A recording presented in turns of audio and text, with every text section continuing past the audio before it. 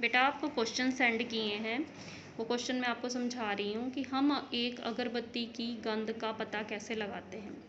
हमारी नाक में क्या होते हैं, गंधग्राही पाए जाते हैं। ये गंधग्राही क्या करते हैं, गंध के पार्टिकल्स को क्या करते हैं, शोषित करते हैं, अपने पास ग्रहण करते हैं। और हमारे मस्तिष्क में जो अग्र मस्तिष्क होता है उसमें क्या होते हैं, कुछ संवेदी इनके मतलब जो गंध है उसको महसूस करने के लिए, कुछ संवेदनाओं के लिए उसमें कुछ क्षेत्र पाया जाता है।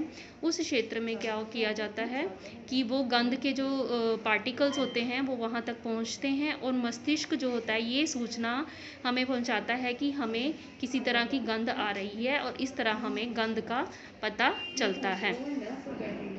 नेक्स्ट क्वेश्चन है कि प्रतिवर्ती क्रिया में मस्तिष्क की क्या भूमिका है। प्रतिवर्ती क्रियाएं जो होती हैं वो मस्तिष्क के द्वारा नहीं होती, मस्तिष्क के द्वारा प्रतिचालित नहीं होती। ये मेरुरज्जु के द्वारा क्या होती है, नियंत्रित पेशियों की अनैच्छिक क्रियाएं होती हैं। और ये क्रियाएं चाहे मस्तिष्क की इच्छा के बिना होती हैं, पर मस्तिष्क ही क्या करता है, इनकी सूचना हमें देता है, जहाँ पर सोचने विचारने की क्रिया होती है। ठीक है। नेक्स्ट क्वेश्चन है पादप हार्मोन क्या है। ये विभिन्न तरह के रासायनिक पदार्थ हैं जो कि पौधे में वृद्धि और विभेदन करने के लिए मतलब हेल्प करते हैं। ये 5 तरह के हैं, ये मैंने बेटा आपको पहले भी समझाया हुआ है।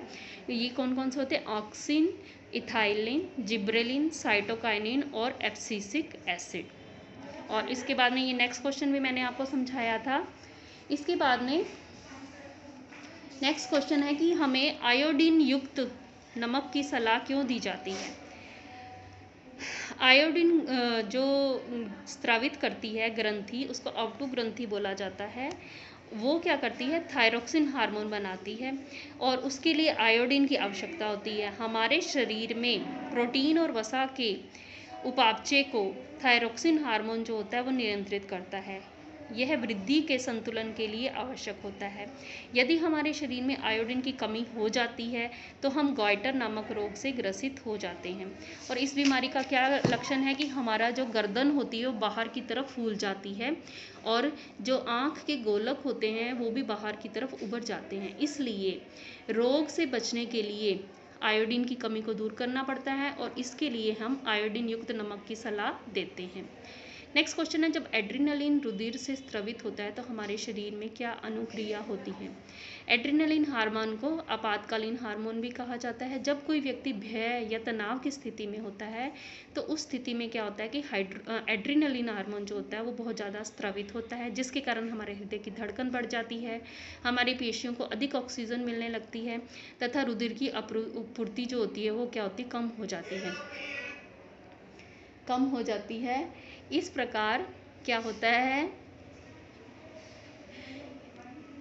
और ये इससे क्या होता है कि जब धड़कन बढ़ जाती है तो हमारे पेशियों को अधिक ऑक्सीजन की आपूर्ति होती है, और अधिक रुधिर जो होता है हमें मिलने लग जाता है।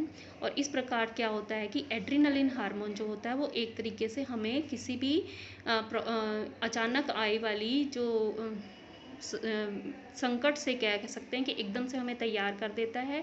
इसमें किया जाता है कि डायफ्राम तथा पसलियाँ जो होती हैं उनकी पेशियों में संकुचन हो जाता है, और सांस जो होती है उसके कारण तेज़ी से चलने लग जाती है, और जंतु जो होता है वो जंतु का शरीर किसी भी स्थिति से निपटने के लिए तैयार हो जाता है। नेक्स्ट क्वेश्चन है, मधुमेह के रोगियों को इंसुलिन के इंजेक्शन क्यों दिए जाते हैं। इंसुलिन वो हार्मोन होता है जो कि अग्नाशय में उत्पन्न होता है और शर्करा को नियंत्रित रखता है।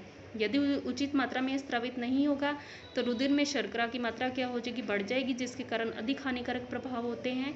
इसलिए मधुमेह के रोगियों को इंसुलिन के इंजेक्शन दिए जाते हैं ताकि उनकी रुधिर में शर्करा का स्तर जो है वो नियंत्रित रहे।